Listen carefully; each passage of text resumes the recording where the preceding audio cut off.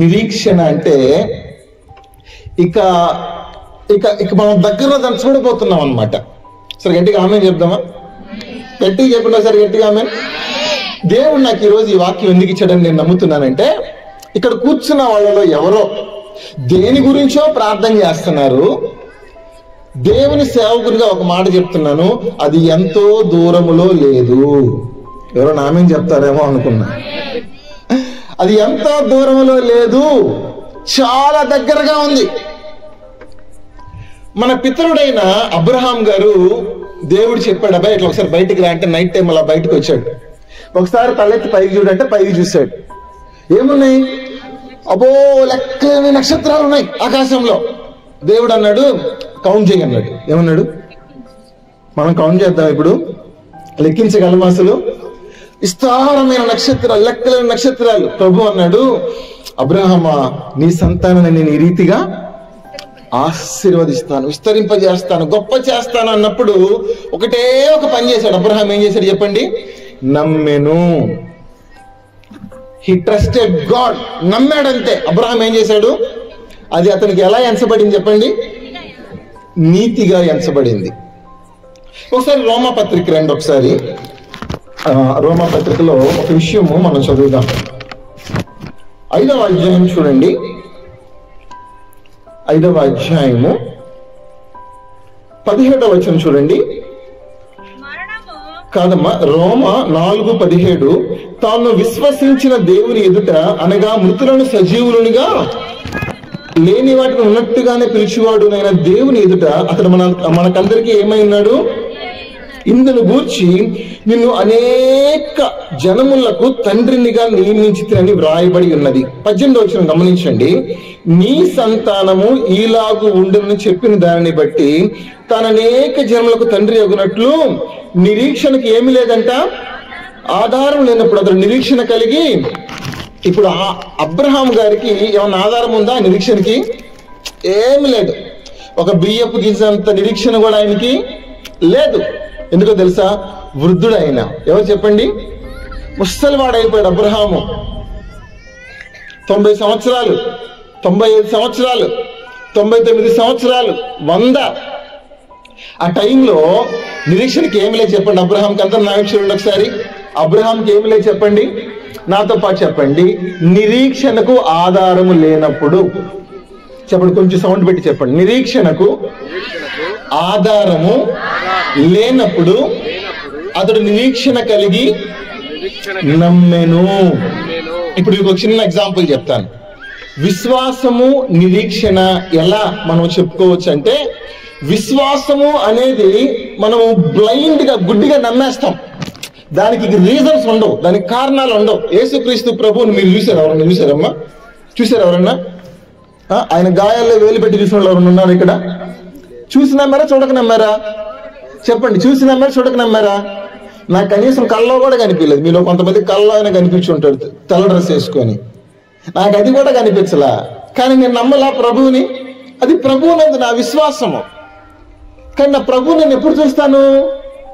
ఈ లోకాన్ని విడిచిపెట్టి పరలోకానికి వెళ్ళాక నా ప్రభువుని నేను ముఖాముఖిగా చూస్తానా చూడనా? ఆ విశ్వాసము ఈ భూమి మీద దాని యొక్క ప్రతిఫలం నేను పొందొచ్చు, పొందకపోవచ్చు. ఇప్పుడు మీకు ఒక మాట చెప్తానండి. విశ్వాస వీరుల సమూహము బైబిల్లో ఎక్కడ రాయబడి ఉంది? ఎవరు చెప్తారు చూద్దాం. విశ్వాస వీరులు బైబిల్లో ఎక్కడ రాయబడి ఉంది? హెబ్రీ పత్రిక 12:1 ఒక మాట ఉంటుంది.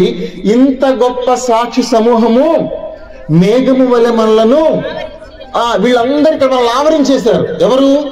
ఇంత గొప్ప. ఆ 11లో రాస్తాడు గిద్యోను, బాలాకు, యెఫ్తా, సంసోను, వీళ్ళందరి గురించి రాస్తాడు. హెబ్రీ పత్రిక 11వ అధ్యాయం అంతా కూడా విశ్వాసము గురించి. సరే గట్టిగా ఆమేన్ చెప్పండి.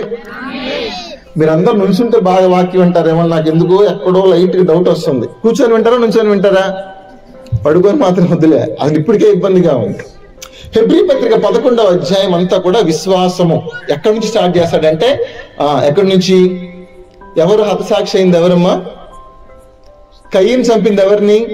హేబేలు మొదలుకొని హనోక్ గురించి మాట్లాడతాడు, అబ్రహాం గురించి మాట్లాడతాడు, శారై గురించి మాట్లాడతాడు, ఇస్సాక్ గురించి మాట్లాడతాడు, మోషే గురించి మాట్లాడతాడు. అలా చెప్పుకుంటా అబ్బో ఇంకేమి చెప్పుదును, గిజ్జోను, బాలాకు, యెఫ్తా, సంసోను అని చెప్పి మాట్లాడుతూ స్త్రీల గురించి కూడా మాట్లాడుతూ హెబ్రీ పత్రిక 12:1 అంటాడు కదా, ఇదిగో ఇప్పుడు నేను చెప్పానే ఇంత గొప్ప సాక్షి సమూహము ఏం చేస్తున్నారంట, వీళ్ళందరూ కూడా మనల్ని ఆవరించేస్తున్నారు. ఇక్కడ ఆవరించేసి రన్నింగ్ రేస్ లో కనుక మన అమ్మాయి పరిగెడుతుంది అనుకోండి, రన్నింగ్ రేస్ లో కనుక మన అమ్మాయి పరిగెడుతుంది అనుకోండి, అమ్మాయి పేరు ఏదో ఒక పేరు చెప్పండి అమ్మా, హెప్సిబా అనుకుందాము. అప్పుడు వాళ్ళ నాన్న, వాళ్ళ అన్నో, వాళ్ళ అక్క ఏం చేస్తారంటే హెప్సిబా కమాన్ కమాన్, హెప్సిబా అబ్బా సూపర్, నువ్వు బల పరిగెడుతున్నావు, కమాన్ కమాన్ ఎంకరేజ్ చేస్తారు. ఏం చేస్తారు? ప్రోత్సాహం అనమాట. అబ్బా హెప్సిబా అసలు నువ్వు నీ వెనకాల అసలు వాళ్ళు ఎక్కడో ఉన్నారు, వెళ్ళిపో అంటారు అనమాట. వీళ్ళు ఏం చేస్తారంటే ఈ సాక్షి సమూహం మేఘం వల్ల మనల్ని ఆవరించి, బ్రదర్ నువ్వు విశ్వాస జీవితంలో బాగా పరిగెడుతున్నావు, పద పద పద అంటూ ఉంటారు. అర్థమవుతుందా మీకు? అందువలనే ఆ విశ్వాసంలో కర్త దాన్ని కొనసాగించేవాడైనా యేసు వైపు చూస్తూ మన ఎదుట ఉంచబడిన పందెపు రంగంలో ఓపికతో పరిగెత్తుదము అంటారు. హెబ్రీ పత్రిక 12వ అధ్యాయం. ఇదంతా నేను మీకు ఎందుకు చెప్తున్నాను అంటే, ఒక్కసారి చెప్పండి నిరీక్షణ అనండి, ఒకసారి నిరీక్షణ అనండి.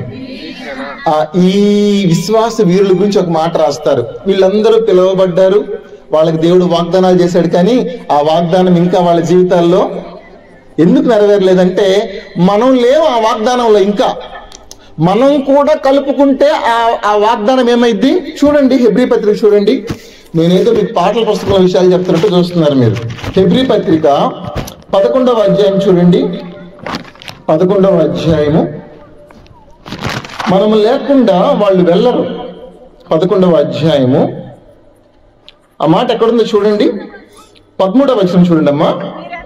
వీరందరి విశ్వాస వీరులందరూ కూడా వాగ్దానముల ఫలము వీళ్ళు అనుభవించలేదు, కానీ దూరం నుండి చూసి ఏం చేశారు? వందనము చేశారు. ఎందుకంటే మనము లేకుండా అది పరిపూర్ణతలోనికి రాదు కాబట్టి. దయచేసి ఈ మాట కూడా చూడండి. 39వ వచనం చూడండి. 11వ అధ్యాయం 39వ వచనం. ఒక మాట చెప్తా, ఈ రాత్రి నేను వెళ్ళిపోయిన తర్వాత మళ్ళీ మీకు ఈ మాటలు దేవుడు ఇవ్వడు. వీరందరూ తమ విశ్వాసము ద్వారా సాక్ష్యం పొందిన వారైనను మనము లేకుండా సంపూర్ణులు కాకుండా నిమిత్తము దేవుడు మన కొరకు మరి శ్రేష్టమైన ముందుగా. ఇప్పుడు చెప్పండి ఒక మాట, మనము లేకుండా వాళ్ళు సంపూర్ణులు కారు. ఇప్పుడు నేను ఇంకా స్లో మోషన్ లో చెప్తాను. మనము లేకుండా దావీదు సంపూర్ణుడు కాడు. చెప్పండి, మనము లేకుండా అబ్రహాము సంపూర్ణుడు కాడు. ఇప్పుడు కొంచెం లోతుగా వెళ్ళి ఇంకో మాట చెప్దాం. నేను లేకుండా చెప్పండి, నేను లేకుండా ఇక్కడ యేసు ప్రభు రక్తంలో కడగబడి బాప్తిస్మం తీసుకున్న వాళ్ళు చెప్పండి, నేను లేకుండా వీళ్ళందరూ సంపూర్ణులు కారు. ఇదంతా నేను ఎందుకు చెప్తున్నానంటే విశ్వాసానికి నిరీక్షణకి తేడా. వీళ్ళందరూ విశ్వాస వీరులే. వీళ్ళందరూ కూడా వాగ్దాన దేశాన్ని దూరం నుండి చూశారు, కానీ దాంట్లోకి వాళ్ళు వెళ్ళాల, దాన్ని స్వాధీనం చేసుకోవాలా. పరమకణాల గురించి మాట్లాడుతూ మనం లేకుండా వాళ్ళు సంపూర్ణులు కాదు. నిరీక్షణ అలా కాదు. నిరీక్షణ ఏంటంటే మనం దాన్ని స్వతంత్రించుకోబోతున్నాం ఈ భూమి మీద ఉన్నప్పుడే. ఈ భూమి మీద ఉన్నప్పుడు దాన్ని మనం ఏం చేయబోతున్నాము? అబ్రహాం ఎప్పుడు ఇలా అనుకుంటా ఉంటాడు. ఏమనుకుంటాడంటే ఆకాశ నక్షత్రాలు చూసినప్పుడు ఆయనకి నిరీక్షణ గుర్తు వస్తుంటది అన్నమాట. నా సంతానం కూడా ఇలా అయిపోతారు. ఒక సంథింగ్ ఏదో ఉంది ఆయన కళ్ళ ఎదుట. ఆ సముద్రం ఒడ్డు నడుస్తున్నప్పుడు ఆ మట్టిని చూసినప్పుడు ఇసుక రేణువుల వల్ల నా సంతానం విస్తరించబడిద్దని దాన్ని చూసినప్పుడు ఆయనకు ఒక నిరీక్షణ గుర్తొస్తుంది. కానీ మనందరం అబ్రహాం బిడ్డలమే కదా, కానీ అది ఇంకా పరిపూర్ణత అవ్వాల. ఎందుకంటే ఇంకా జన సమూహాలు రాబోతున్నారు, ఇంకా అబ్రహాం బిడ్డలు ఇంకా వస్తానే ఉంటారు, ప్రభు అక్కడ వరకు వస్తానే ఉంటారు. అది ఇంకా పరిపూర్ణతోనికి రాలేదు. ఇప్పుడు ఇంకా ఈజియెస్ట్ పార్ట్ లోకి మనం వెళ్దాం. ఒక్కసారి నాతో పాటు చెప్పండి, నిరీక్షణ. ఇంకొకసారి చెప్పండి, విస్తారమైన నిరీక్షణ. ఈ రాత్రి ఇక్కడ నుంచి మీరు వెళ్ళేటప్పుడు నిరీక్షణతో వెళ్ళాలి. దేంతో వెళ్ళాలి? అది నా గోల్. అదే. ఎందుకంటే మీరు దేనికోసమో ప్రార్థన చేస్తున్నారు, దేనికోసమో ఎదురు చూస్తున్నారు. ఈ రాత్రి ఇక్కడి నుంచి మీరు వెళ్ళేటప్పుడు అది చాలా దగ్గరగా ఉంది మీకు. ఎంత దగ్గరగా ఉంది? సరే చెప్పండి, చాలా దగ్గరగా ఉందని చెప్పండి. అసలు ఇప్పుడే నమ్మితే వాక్యం వినాల్సిన అవసరం లేకపోతే వినండి, నమ్మకం వస్తుంది.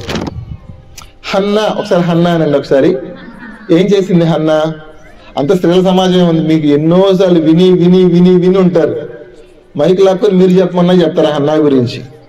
హన్నా ఏం ప్రార్థన చేసింది చెప్పండి?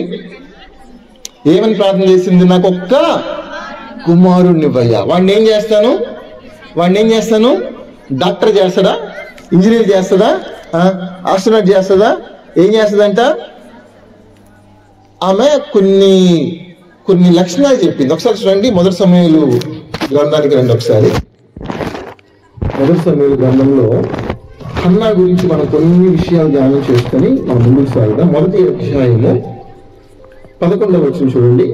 ఆమె బహు దుఃఖాక్రాంతురాలై కన్నీటితో బహుగా ఏడుస్తూ చేస్తున్న ప్రార్థన ఏంటంటే, సైన్యములకు అధిపతి యెహోవా, నీ సేవకురాలైన నాకు కలిగిన శ్రమను చూచి నీ సేవకురాలైన నన్ను మరొక జ్ఞాపకం చేసుకుని నీ సేవకురాలైన నాకు, జెండర్ ఆమె కన్ఫర్మ్ చేసింది. మగపిల్లాడు ఆడపిల్లాడని దేవుడికి చాయిస్ లేదు. ఇంకా ఆమె కన్ఫర్మ్ చేసేసింది. ఏమని చెప్పింది? నాకు మగపిల్లడే కావాలి. బేస్తా చేసింది. నాకు మగపిల్లను దయచేసిన ఎడల వాని తల మీదకి క్షవరపు కత్తి ఎన్నటికి రానియక వాడు బ్రతుకు దినములన్నిటను నేను వాడిని యెహోవాకు నీకు అప్పగించులని మొక్కుబడి ఆమె యెహోవా సన్నిధిని ఏం చేసింది? ఆమె, నేను ఎట్లా అనుకుంటానండి, ఆమె ఎక్కడుందంటే షీలోహులో ఉంది. ఒకసారి షీలోహు అంటారా? కొంచెం గట్టిగా అండి, ఏం కాదు. షీలోహులో ఉంది, దేవుని మందిరంలో ఉంది. ఆమె దేవుని మందిరంలో ఉండి చేస్తున్న ప్రార్థన ఏంటంటే, ఆ మనస్సులో ఒక కుమారుని చూస్తుంది, ఒక పిల్లోడిని చూస్తుంది. ఆ పిల్లోడి జుట్టు అంతా పెరిగిపోయింది అనమాట. వాడి తల మీదకి మంగళకత్తి రాలేదు. వాడు దేవుని మందిరంలో పరిచర్య చేస్తున్నట్టు ఆమె చూస్తుందేమో అని నేను అనుకుంటాను. నేను మిమ్మల్ని బలవంతం చేయను, నమ్మమని బలవంతం చేయను, but I believe it for my self. నా మట్టుకు నేను నమ్ముతాను. అందుకనే ఒక రోజు వచ్చిందండి. ఆ రోజున ఆ పిల్లోడిని తీసుకొని ఆ చర్చికి వచ్చింది వాళ్ళ అమ్మ. ఆమె పేరు ఏం పేరు చెప్పండి? పాస్టర్ గారి పేరు ఏం పేరు చెప్పండి? ఏలి పాస్టర్ గారి దగ్గరికి వచ్చి ఆ పాస్టర్ గారితో ఒక మాట చెప్పింది. పాస్టర్ గారు, నేను ఎవరు అనుకుంటున్నారా మీరు? ఆ రోజు నేను ప్రార్థన చేస్తుంటే, ఏంటమ్మా ఏంటి మత్తురాల్లాగా ఉన్నావు, ఏం సంగతి అన్నావే? నేనేనండి. ఇవ్వండి, ఇక్కడ ఆడుకున్నాడు పిల్లోడు ఉన్నాడే, వీడు. ఈ బిడ్డను దయచేయమని నేను అడిగానండి. చూడండి ఎంత నాకు ఇష్టమైన మాట. మొదటి సమూయేలు గ్రంథము ఆ మొదటి అధ్యాయంలో ఈ మాట చదువు. ఒకసారి గట్టిగా దగ్గరగా చదువు. 27వ వచనం చదువు. ఈ బిడ్డను దయచేయమని యెహోవాతో నేను చేసిన మనవిని ఆయన. ఇప్పుడు నాతో పాటు చెప్పండి, ఈ బిడ్డను చెప్పండి. ఇంకొకసారి చెప్పండి, ఈ బిడ్డను. ఆ వెనకాల వచ్చిన వాళ్ళు తప్పించుకుంటున్నట్టున్నారో నాకు కొంచెం అనుమానంగా ఉంది. ఈ బిడ్డను అంటే ఈ బిడ్డని ఆమె ముందుగానే చూసేసింది. ఆమె నిరీక్షణకి ఏదన్నా ఆధారం ఉంది అంటే, ఆమె దేవుని మందిరంలో కన్నీరు కార్చి ఏడ్చి ప్రార్థన చేసినప్పుడు, ఆమె నాకు ఒక మగబిడ్డ కావాలి, ఆ మగ పిల్లాడు కావాలి, వాడు దేవుని సేవకుడు అవ్వాలి, దేవుని మందిరంలో ఉండాలి, దేవుని మందిరంలో ఎదగాలి అనే మనస్సులో దాన్ని చూస్తూ చూస్తూ చూస్తూ చూస్తూ తీరా వాడు పుట్టి పెరిగిన తర్వాత, అరే ఈ వీళ్ళగా నేను చూసింది ఇదే. ఆ పాస్టర్ గారితో చెప్తుంది, ఆ ప్రవక్త ఏలితో చెప్తుంది, అయ్యా మీరు ఇప్పుడు చూస్తున్నారు ఈ బిడ్డని దయచేయమని నేను అప్పుడే ప్రార్థన చేశాను. ఆమె నిరీక్షణ ఫలించిందో లేదో చెప్పండి. నేను ఒక మాట మీతో చెప్తున్నా, మీరు నిరీక్షించింది మీ కళ్ళ ముందుకు రావాలంటే మొదట నీవు దాన్ని కళ్ళారా చూడాలి, ఆత్మీయతలతో చూడాలి. ఆమె అందుకని ఎఫెసీ సంఘంతో అంటాడు కదా, మీ మనోనేత్రములు వెలిగింపబడినందున అంటాడు. మీ పిలుపు వలన నిరీక్షణ ఎట్టిదో అంటాడు. అక్కడ కూడా నిరీక్షణ గురించి మాట్లాడతాడు. మీ మనోనేత్రాలు ఏమైనా చెప్పండి, ఫస్ట్ మీరు దాన్ని ప్రార్థనలో, మీరు మోకాళ్ళ మీద, మీరు ఉపవాసంలో దాన్ని చూడాలి. ఒకసారి గట్టిగా ఆమెన్ చెప్పండి. చూస్తారా? చూడాలా? చూడకూడదా? హన్నా అంటుంది, అయ్యా ఈ బిడ్డని ఇదిగో వీడే సేమ్ ఇలాగే ఈ బిడ్డను దయచేయమని అడిగాను నేను. నాతో పాటు చెప్పండి, ఈ బిడ్డను దయచేయమని, ఈ బిడ్డను దయచేయమని. ఆ బిడ్డ పుట్టక ముందే అలాంటి బిడ్డ నాకు కావాలని ప్రార్థన చేసింది. ఆమె నిరీక్షణ ఏమని చెప్పండి, ఫలించిందా లేదా? ఇప్పుడు నాతో పాటు చెప్పండి, మీరు విస్తారమైన నిరీక్షణ గలవారవ్వాలి. ఇక్కడ నుంచి మీరు వెళ్ళేటప్పుడు ఎలా వెళ్ళాలంటే, మీకు ఏమి కావాలో ప్రభు చిత్తానుసారంగా దాన్ని మీరు పొందుకోబోతున్నామని నిరీక్షణతో ఇక్కడ నుంచి మీరు వెళ్ళాలి. ఆమేన్. తర్వాత మీకు ఒక మాట చెప్తాను. ఏలియా అనండి ఒకసారి. ఏలియా అనే ఒక ప్రవక్త ప్రార్థన చేస్తున్నాడు ఆసక్తిగా. దేనికోసం చెప్పండి? ఫస్ట్ వర్షం కురవకూడదని ప్రార్థన చేశాడు. వర్షం ఏమైపోయింది? ఆగిపోయింది. నా మాట ప్రకారం గాక మంచు కూడా పడదని చెప్పాడు ఆయన. ఏం పడదని చెప్పాడు? కనీసం డ్యూ కూడా రాదు. మీరు తెల్లారు లేస్తే అక్కడక్కడ మీ బైక్ సీట్ కవర్లు తడిసి ఉంటాయేమో, అది కూడా ఉండదని చెప్పాడు ఆయన. మీరు తెల్లారు లేస్తే ఆకుల మీద అక్కడక్కడ నీటి చొక్కు ఉంటాయేమో, మంచు కురిసి, అది కూడా ఉండదు. ఎప్పుడు దాకా ఉండదంటే మళ్ళీ నేను చెప్పిన దాకా అన్నాడు. ఒకసారి నాతో పాటు చెప్పండి, మళ్ళీ నేను చెప్పిన దాకా అనండి. ఇంకొకసారి చెప్పండి. ఎవరన్నారు ఈ మాట? ప్రవక్త ఏలియా అంటాడు, నా మాట ప్రకారము గాక ఈ దేశంలో మంచైనను వర్షమైనను కురవదు. మీరు యాగాలు చేస్తారో, యజ్ఞాలు చేసుకుంటారో, బలులు అర్పించుకుంటారో, మీరు ఏం చేస్తారో చేసుకొని పోండి, కానీ వర్షం కురిపించాలంటే కురిపించాల్సిన ఎవరు చెప్పండి? జీవం గల యెహోవా నా దేవుడు కురిపించాలి. నా దేవుడు ఆకాశాన్ని మూసివేస్తే ఒక్క చుక్క కూడా రాలదు. Praise the lord. మన దేవుడు అంత గొప్ప దేవుడు. ఆ తర్వాత 3.5 సంవత్సరాలు అయిపోయిన తర్వాత మళ్ళా ప్రార్థన చేస్తున్నాడు. దేనికోసం ప్రార్థన చేస్తున్నాడు తెలుసా? మళ్ళీ వర్షము కురవాలి అని ప్రార్థన చేస్తా ఉంటే ఆయనకి ఒక ధ్వని వినపడిందంట. ఒకసారి ధ్వని అంటారా? మీ ధ్వని నాకు వినపట్టల్లా, గట్టి చెప్పండి. మీరు చక్కగా చల్లగాల్లో కూర్చొని కొంచెం ప్రైజ్ ది లార్డ్ సంతోషంగా ఉన్నారా? ఎవరికైనా ఫస్ట్ ఇది గుర్తుందా? ఎవరి గురించి చెప్తున్నాం? ఫస్ట్ అబ్రహాము, తర్వాత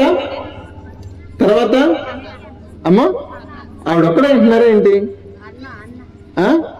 అని అన్ననేలే. చెప్పండి. హన్నా గురించా? Very good. ఇప్పుడు ఎవరి గురించి మాట్లాడుకుంటున్నాం? ఏలియా, ప్రవక్త అయిన ఏలియా మళ్ళీ ప్రార్థన చేస్తున్నారు. దేనికోసమో తెలుసా? వర్షము కురవాలని. ఇప్పుడు ఆయనకి ఒక సౌండ్ వినపడింది. ఏమనపడింది చెప్పండి, కొంచెం గట్టిగా సౌండ్ చెప్పి పెట్టండి. ఏం వినపడింది ఆయనకి? ఆ సౌండ్ వినపడిందంటే ఎవరు మాకే వినపడలేదు. మీకు వినపడలేరా? మీకు ఆత్మ చెప్పుచున్న మాటలు ఎవరు వింటారు? ఆవలించే వాళ్ళు వింటారా? నిద్రపోయే వాళ్ళు వింటారా? శరీర సంబంధం వింటారా? రహస్య పాపంలో ఉన్న వాళ్ళు వింటారా? అక్రమ సంబంధంలో ఉన్న వాళ్ళు వింటారా? మోసగాళ్ళు వింటారా? దొంగలు వింటారా? నరహంతకులు వింటారా? వ్యభిచారులు వింటారా? ఎవరు వింటారమ్మా ఆత్మ చెప్పు మాటలు? ఆ చెవు ఉందా లేదా? చెవు ఉందా? ఒక జింక దానికి చిన్న పిల్ల పుట్టిందంట. ఇప్పుడు చూడండి ఎట్లా అంటున్నారు. ఇందాక దాకా రెఫరెన్స్లు చెప్తుంటే ఆ పొద్దుతిరుగుడు వాలిపోయినట్టు వాలిపోయారు. ఇప్పుడు జింక అనగా లేచి కూర్చున్నారు లేడీలాగా. జింక ఒక చిన్న బిడ్డ పుట్టిందంట. భలే లేతగా భలే బుద్ధిగా ఉంది ఆ జింక, చిన్న జింక. వాళ్ళ అమ్మ జింక చెప్పిందంట, అమ్మ నేను అట్లా బయటకు అడవిలోకి వెళ్ళి నీకు నేను ఏదో ఒకటి తింటానికి తీసుకొస్తాను, నువ్వు మాత్రం ఈ గుహలోనే ఉండి బయటికి రావద్దు అని చెప్పిందంట. మమ్మీ ఓకే మమ్మీ అనిందంట చిన్న జింక. ఇది బయటికి వెళ్ళింది. తల్లి జింక బయటికి వెళ్ళింది ఆహారం తేవడానికి. ఈలోపు నక్కొచ్చింది. ఏమొచ్చింది? నక్కొచ్చింది. ఆ గుహ దగ్గరికి వచ్చింది. ఆ గుహ దగ్గరికి వచ్చింది. ఈ జింకని చూసి ఏం చేద్దామని చెప్పి దాన్ని బయటికి తేవటానికి ప్రయత్నం చేసింది. చివరికి ఆ చిన్న జింక పిల్ల బయటకు వచ్చేసింది. వాళ్ళ అమ్మ ఏం చెప్పింది? బయటికి రావద్దు, కానీ చిన్న జింకపిల్ల ఏం చేసింది తెలుసా? బయటకు వచ్చేసిన తర్వాత ఇక ఆ నక్క అనుకుంది, అమ్మయ్య నా పని చాలా సులువైపోయింది, చాలా లేతగా ఉంది, దీన్ని చంపి తినేస్తాను. ముందు ఏం తినాలబ్బా బాడీలో అని చెప్పి చూస్తే చెవులు లేతగా ఉన్నాయి. ఎలా ఉన్నాయి? ముందు చెవులు కొరికేసి తినేసింది. 2 చెవులు కొరికేసి తినేసేసరికి ఈ లోపు వాళ్ళ తల్లి జింక వస్తుంది. అదొక్కటే రావట్లా, ఇంకొన్ని జింకలను తీసుకొని వస్తుంది వాళ్ళ గుహ దగ్గరికి. ఆ సౌండ్కి నక్క పారిపోయింది అనమాట. ఈలోపు మిగతా జింకలన్నీ వచ్చి అక్కడ పడున్న ఆ చిన్న జింకను చూసి ఆశ్చర్యపోయి వాళ్ళ అమ్మని అడిగారంట, అదేంటి నీ బిడ్డకి చెవులు లేవా అని అడిగారంట. అప్పుడు ఆ తల్లి జింక చెప్పిందంట, నా బిడ్డకి నిజంగా చెవులు లేవు, ఉంటే నేను చెప్పిన మాట వినేది. ఇప్పుడు మీరు వింటున్నారా లేదా దేవుని మాట? వినకపోతే మీకు ఏం లేనట్టు. ఆ ఏలియా పాస్టర్ గారు చుట్టూ ఉన్న వాళ్ళు అంటారు, మాకేం వినపట్లేదు నీకేం వినబడింది అంటారు. వాళ్ళకి డీజే సౌండ్లు బాగా వినపడతాయి. వాళ్ళకి ఏం సౌండ్లు వినపడతాయి? ఇక్కడ డ్రమ్ము కొట్టుకుంటే అల్లమని రోడ్లో వచ్చే రోడ్లో నుంచి ఉంటారు. సినిమా పాటలు బాగా వినపడతాయి వాళ్ళకి. ఏం వినపడతాయి? సినిమా డైలాగులు బాగా వినపడతాయి. వాళ్ళు అస్సలు దగ్గర, వాళ్ళు ఎక్కడ దగ్గర అనమాట. బాగా వినపడతాయి సినిమా డైలాగులు, సినిమా స్టేటస్లు, ఇంకా చాలా చాలా ఉన్నాయి కదా ఇన్స్టాగ్రాముల్లో, అవి బాగా వినపడతాయి. కానీ ఈ ధ్వని వినపడుతుంది. ఇది పాస్టర్ గారికి ఒకటికే వినపడుతుంది ఈ ధ్వని. చూడండి ఒకసారి దేవుని వాక్యంలో నుంచి మొదటి రాజుల గ్రంథము నేను ఇంకొక 15 నిమిషాల్లో ముగిస్తాను. 18వ అధ్యాయం చూడండి, 41వ వచనం. ఎవరు చదువుతారు? మొదటి రాజులు 18. పిమ్మట ఏలియా అబ్బో విస్తారమైన వర్షం వచ్చినట్లుగా ఏం పడుతుందంట? ధ్వని. అప్పుడికి వర్షం పడి 3.5 years అయిపోయింది. ఎన్ని ఇయర్స్ అయిపోయిందమ్మా? 3.5 సంవత్సరాలు అయిపోతే ఈయనకంట ఒక ధ్వని కనపడుతుందంట. ఆ ధ్వని కూడా ఏం ధ్వని?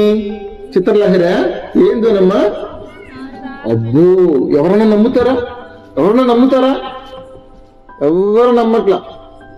కానీ ఆయనకి ఆ నిరీక్షణకు ఒక ఆధారం వచ్చింది. ఒక ధ్వని వినపడుతుంది. ఆయన చెవికి ఏం వినపడుతుంది? ధ్వని. దేవుడు ఇచ్చిన ఆ టోకెన్, ఆ గుర్తు ఆయన చెవులకు వినపడుతుంది. ఈ రాత్రి మిమ్మల్ని ఒక మాట అడుగుతాను. దేవుడు నీ జీవితంలో ఒక గొప్ప కార్యం చేయబోతున్నాడు అనే ఒక గుర్తు నీకు కనపడిందా? Yes or no? ఒక ధ్వని నీకు వినబడిందా? పరిశుద్ధాత్మ దేవుడు నీ మనస్సులో, నా కుమారుడా, నా కుమార్తె, ఇది నీ జీవితంలో నేను చేయబోతున్నాను అనే ఒక భరోసా, అష్యూరెన్స్ నీకు ఏమైనా దొరికిందా? దేవుని గ్రంథముల నుంచి ఒక వాగ్దానం దొరికిందా? ఒక దర్శనము దొరికిందా? దేవుని స్వరము నీకు ఏమన్నా దొరికిందా? దేవుని సేవకులతో దేవుడు నీతో ఏమన్నా మాట్లాడా? ఒక ధ్వని నీకు వినపడిందా? Yes or no? పాస్టర్ గారు అస్సలు కాంప్రమైజ్ అవ్వట్లా. నేను విన్నానండి, ఆ ధ్వనేనండి అంటాడు. వీళ్ళు అంటారు కాదు, అక్కడేదో తారసములు ఏదో కాల్చుంటారు ఆ సౌండ్ అంటాడు. కాదంటాడు పాస్టర్ గారు. చిన్న పాప ఉంది, చిన్న పాప. ఆ వయసు పాప పరిగెత్తుకుంటూ ఇంట్లోకి వచ్చి అంకుల్ ఆంటీ, ఆ బయట ఒక అన్న వచ్చాడు, మనకు తెలిసిన అన్న వచ్చాడు, తలుపు తీయండి అంటున్నారు. ఒక పాప అంటుంది. వీళ్ళే అమ్మాయి నీకు మెంటల్ వచ్చింది ఊరుకో అంటారు. ఎందుకంటే అతను ఆల్రెడీ జైల్లో ఉన్నాడు. ఎక్కడున్నాడు? జైల్లో ఉన్నాడు. ఈ పాప చెప్తుంది, లేదంకుల్, లేదాంటీ, ఆ బ్రదరే వచ్చారు, ఆయన నేను పిలవటం, ఆయన గొంతు నేను గుర్తుపెట్టానంటుంది ఆ పాప. ఏం పేరు ఆ పాప పేరు? రోదే అంటుంది. పేతురు బయట నిలబడ్డాడు, తలుపు తడుతున్నాడు, తలుపు తీయండి అంటే వీళ్ళు అంటారు, నీకు మెంటల్ ఏమన్నా వచ్చిందా అంటారు వాళ్ళు. నువ్వు పిచ్చిదానివనివి. లేదంకుల్, నేను చెప్పింది నిజం అంకుల్, రూఢిగా నేను చెప్తున్నాను కదా, నేను విన్నాను అంకుల్, ఆయన సౌండ్ నేను గుర్తుపట్టాను అంకుల్, ప్లీజ్ ఒకసారి రండి అంటే అప్పుడు వెళ్ళి తలుపు తీస్తే పేతురు గారే వచ్చారు. వీళ్ళు ఆయన కోసమే ప్రార్థన చేస్తున్నారు. కానీ వాళ్ళకి అసలు బొత్తిగా పొరపాటును కూడా నమ్మకం వాళ్ళకి లేదు. చిన్న పిల్ల గుర్తుపెట్టిందండి సౌండ్. ఎవరు గుర్తుపెట్టారు? మనం 20 ఏళ్ళు మినిస్ట్రీ, 25 ఏళ్ళు మినిస్ట్రీ, మనం ఇండస్ట్రీ కాదు మినిస్ట్రీ ఎంతో కాలం నుంచి దేవుని మందిరంకి వెళ్తున్నాము. దేవుని స్వరాన్ని గుర్తుపట్టగలుగుతున్నామా? దేవుని మనసును అర్థం చేసుకోగలుగుతున్నామా?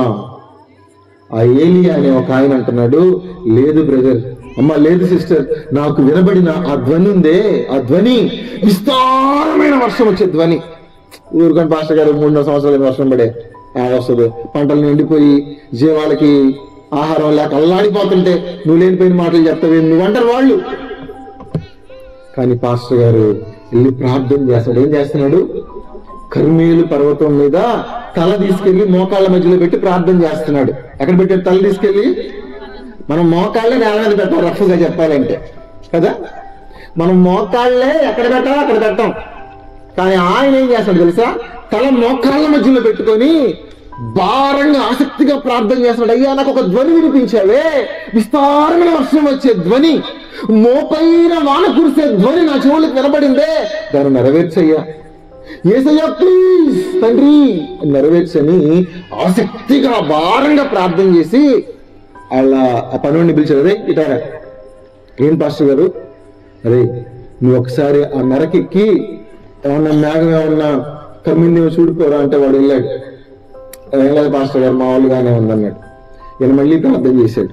2వ పంపించాడు, 3వ పంపించాడు, 4వ పంపించాడు, 5వ పంపించాడు. వాడికి విసుగు పడుతుంది. ఇప్పుడు 6 సార్లు తీసి, ఏం పాస్టర్ గారు మీరు ఏం కనపడలేదు, ఎండ కాదు, మామిడి కాలిపోతుంది ఎండ, నువ్వు మేఘం అంటావు అని వాడు అంటాడు. 7వ ప్రార్థన చేశాడు. ఏం చేశాడు చెప్పండి? ఏం చేశాడమ్మా? 7వ కూడా ఏం చేశాడు? ప్రార్థన చేశాడు. ఎందుకో తెలుసా అండి? ఆ నిరీక్షణకు ఒక ఆధారం ఉంది. ఆయనకి ఒక ధ్వని ఆయన విన్నాడు. గట్టిగా ఆమె చెప్పండి ఒకసారి. ఈ రాత్రి ఒక మాట మీతో చెప్తున్నా. ఆ గుర్తు గనక నీకు అర్థమైపోతే దేవుడు నీ జీవితంలో కార్యం చేయబోతున్నాడు. నీ బిడ్డల జీవితంలో ఒక అద్భుతం చేయబోతున్నాడు. నువ్వు ఎంతకాలం నిరీక్షిస్తున్న కార్యం ఒక డోర్ దగ్గరకు వచ్చేసింది అని నీకు అర్థమైతే నువ్వు పట్టుదలకు ప్రార్థన చేయాలి. ఏం చేయాలి? ఆయన అంతతోడే పట్టుదలగా ప్రార్థన చేసి, నువ్వు నేను ఎంత చేయాలి ప్రార్థన? 7వ కనిపెట్టి ప్రార్థన చేసి పట్టుదలగా ప్రార్థన చేసేవరే, నీకు పుణ్యం ఉంటదిరా, నీకు 1/2 కిలో పుణ్యం ఉంటదిరా, ఒక్కసారి పోయి చూడరా అంటే వాడు పోయి చూసి, పాస్టర్ గారు మీరు పెద్ద పెద్ద ఎక్స్పెక్టేషన్స్ ఏం పెట్టుకోవద్దు, ఏదో మనిషి ఎంత చిన్న మేఘం కనపడింది. ఏం కనపడిందంటమ్మా? ఎంతదంట? అది ఏం మొలకొస్తుంది పాస్టర్ గారు అంటే, ఓరే నీకు తెలియదురా దేవుని కార్యాలు. ఆ మేఘమే, ఆ మనిషి చెయ్యంత చిన్న మేఘమే మోపైన వాన కురుస్తుంది. కనీసం బయటికి వెళ్ళడానికి కూడా మనకు అవకాశం ఉండదు, దంచి కొట్టిద్ది అన్న. చదవండి ఆ మాటలన్నీ. 1 రాజుల గ్రంథము 18వ అధ్యాయం చూడండి, 44వ వచనము. 7వ మారు అతడు చూచి, అదిగో మనిషి చెయ్యంత చిన్న మేఘము సముద్రము నుండి. అప్పుడు ఏలియా, వెరీ గుడ్, నీవు ఆహాబు దగ్గరికి పోయి నువ్వు వెళ్లకుండా వర్షం నిన్ను ఆపుకుంటున్నట్లు నీ రథమును. ఇప్పుడు చూడండి ఈ మాట ఎలా ఉంటుంది 45వ వచనంలో. అంతలో ఆకాశం ఏమైపోయింది? అరచెయ్యంత మేఘమే బ్లెస్ అయిపోయింది. అరచెయ్యంత మేఘం ఏమైపోయిందంట? ఆకాశం మొత్తం విస్తరించి గాలి వానతోనూ కారు కమ్మింది, మోపైన వాన కురిసింది. నాతో పాటు చెప్పండి, మోపైన వాన. ముంపు కాదు, మోపు. మోపైన వాన. ఎన్ని రోజుల తర్వాత? దేవుని కార్యాలు అంత అద్భుతంగా ఉంటాయి. గట్టిగా ఆమె చెప్దామండి. నీ జీవితంలో ఎంత కాలం అయిపోయిందన్నది కాదు ఇక్కడ మ్యాటర్. నీ నిరీక్షణకు ఆధారం దొరికిందా లేదా అన్నది మ్యాటర్ ఇక్కడ. ఆయనకి ఏం వినపడింది? పట్టుకున్నాడు, ఆ మాట పట్టుకున్నాడు, ఆ సౌండ్ పట్టుకున్నాడు. ప్రార్థన గదిలోకి వెళ్ళిపోయాడు. ఉపవాసమే ఉన్నాడు, రోధించాడు, కన్నీరు కాచాడు. ప్రభువా ప్రభువా ఈ కార్యం ఇచ్చాడు. ఈ రాత్రి ఇక్కడ నుంచి మీరు వెళ్ళేటప్పుడు చెప్పండి, విస్తారమైన నిరీక్షణతోటి ఇక్కడ నుంచి వెళ్ళాలి. నాకేమనిపిస్తుందో తెలుసా? అసలు మీరే నాకు వాక్యం చెప్తున్నట్టుంది. నాకు నిజంగా అసలు మీరే నాకు వాక్యం చెప్తున్నట్టుందండి. నేను వెళ్ళేటట్టున్నా నా ఇంటికి, విస్తార నిరీక్షణతో వెళ్ళేటట్టున్నా. చివరిగా ఇంకొక ఆయన ఉన్నాడు. వాళ్ళ రాజుగారేమో అన్నాడు, నువ్వు చూస్తేనేమో పశువుల్లాగా ఉన్నావు, బాలుల్లాగా ఉన్నావు. ఆ ఎదురు మీదకి వస్తున్నాడు ఒక ఆయన 40 రోజుల నుంచి. వాడు బాల్యం నుంచి విద్య యుద్ధాభ్యాసం నేర్చిన వాడురా నువ్వు. దావీదు, నువ్వు గనక గొల్యాత్ దగ్గరికి వెళ్ళావంటే నిన్ను చంపి ఆకాశ పక్షులకి గద్దలకి ముక్కలు ముక్కలు చేసి విసిరేస్తాడు. పోస్ట్ మార్టం కూడా బాడీ దొరకదు, వద్దులేరా బాబు అని చెప్పాడు. ఎవరు? సౌలు గారు దావీదుతో చెప్పాడు. దావీదు ఏమన్నాడు తెలుసా అండి? సార్ గట్టిగా దావీదు అనండి.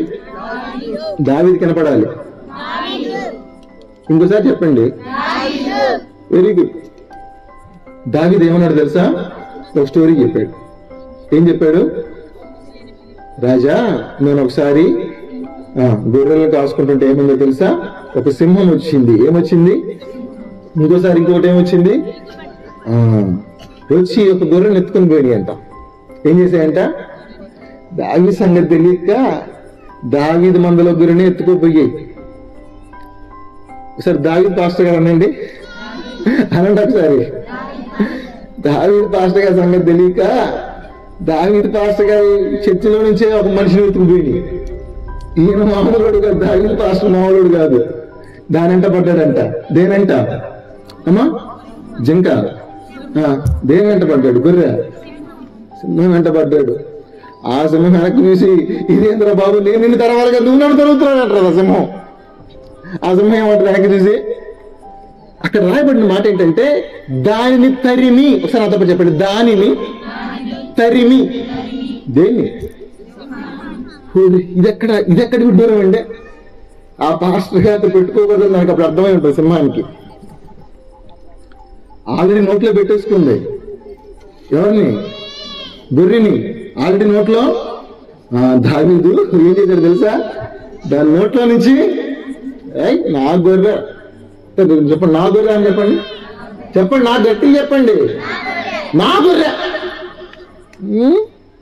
బాగా చదవండి ఈ మాట. 1 సమూయేలు గ్రంథం 17వ అధ్యాయం ఒకసారి 34 లేదా టైం లేదు కదా, 35 వచ్చి చదవమ్మా. దేన్ని? ఆ సింహాన్ని తరిమి దాని నోట నుండి చంపి దాని నోట నుండి ఆ గొర్రెను అది మీదకి వచ్చిందంట. దాని స్టైల్లో ఏం చేశాడంట? దాని గడ్డం పట్టుకొని ఇస్సిరి నాలుగేసి కొట్టేశాడంతే. దావీదు పాస్టర్ గారితో మామూలుగా ఉండదు. పోయి ఆ చర్చిలో విశ్వాసమే తీసుకుపోతే ఊరుకుంటాడండి? ఆ పాస్టర్ ఊరుకుంటాడా? చెప్పండి, ఊరుకుంటాడా?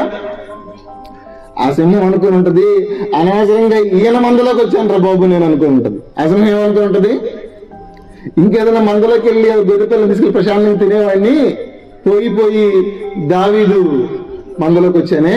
ఏం చేశాడంటే దాన్ని గడ్డం పట్టుకొని వేసి నేలకేసి ఒకటి.